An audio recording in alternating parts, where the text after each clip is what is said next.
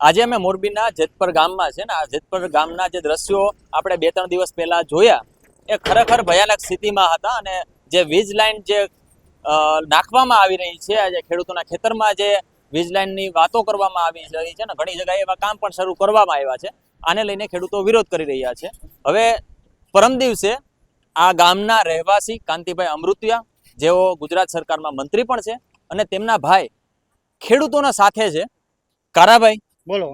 આજે આખી ઘટના બની, મહિલાઓને બેરહેમી પૂર્વક પોલીસ દ્વારા માર મારવામાં આવ્યા, એવા દ્રશ્યો પણ સામે આવ્યા છે. શું કહેશો? એ મારમાં એવું કઈ નહોતું. અમે એકાબીજા થોડીક તડકાને ગરમી ખાઈ ગયા હતા.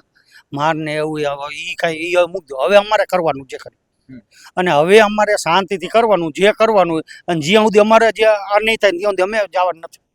પૂરેપૂરું કરીને જ જવાના છે. હવે અમે કોઈને મૂકવાના નથી. કોઈ ખોટી રીતે આવતું હોય તો કોઈ ખોટી રીતે, સાચી રીતે લડવાના છે કાયદાકીય. કેમ કે અત્યારે કામ શરૂ છે, ખેતરમાં કામ શરૂ છે અને કાંતિભાઈ પરમ દિવસે પણ એવું કીધું કે અમે કામ અટકાવીશું જ્યાં સુધી આ નિર્ણય નહીં આવે, અને ખેડૂતો જ્યાં સુધી સહમત નહીં થાય ત્યાં સુધી કામ ચાલુ થશે નહીં. પરંતુ આજે પણ આ કામ ચાલુ છે. કામમાં એવું અટકાવવાનું નથી કીધું.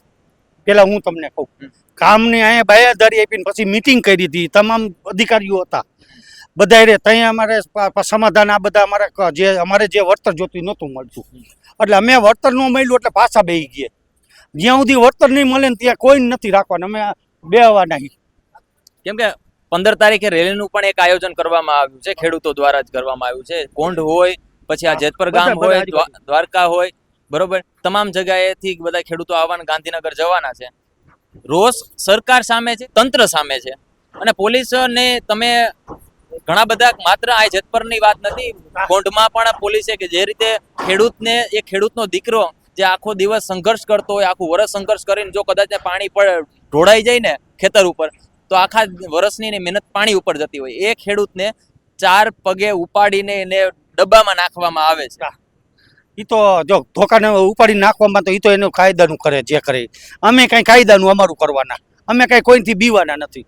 જે કરવાનું એ અમે કાયદામાં કરશું. અમે આમાં હવે જેને જે કરવું એ કરે. અમે અમારી રીતે શાંતિથી કરવાના. પછી આગળ અમે વિચારવાનું.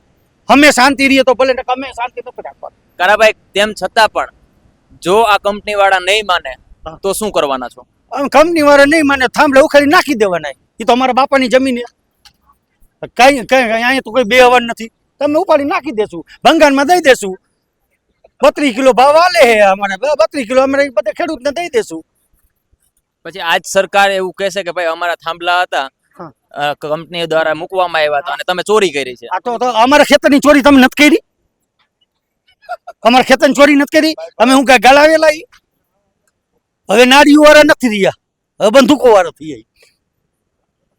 એટલે આ હતા કારાભાઈ કે જેઓ કાંતિભાઈ અમૃતિયાના ભાઈ છે, અને તેઓ આ ગામના પણ એક નિવાસી તરીકે, એક દીકરા તરીકે આ ખેડૂતોની સાથે ઊભા છે. અને જ્યાં સુધી આ કંપનીની દાદાગીરીની વાત આવે છે, તંત્રની વાત આવે છે, તેઓ ખેડૂતોની સાથે રહેવાની વાત કરે છે. અને હવે જોઈએ કે ખરેખર આ મુદ્દો ક્યાં પહોંચે છે. શું ખરેખર કંપનીવાળા પાછળ હટે છે કે કેમ, એ તો હવે આવનારો સમય બતાવશે. પરંતુ જે રીતે કારાભાઈએ વાત કરી છે કે હું આ જે ગામ છે એ ખેડૂતોના સાથે રહીશ, અને જ્યાં સુધી કંપનીવાળા નીચે નહીં હટે ત્યાં સુધી આ જે ખેડૂતો છે એમની સાથે રહીને કામ કરીશ.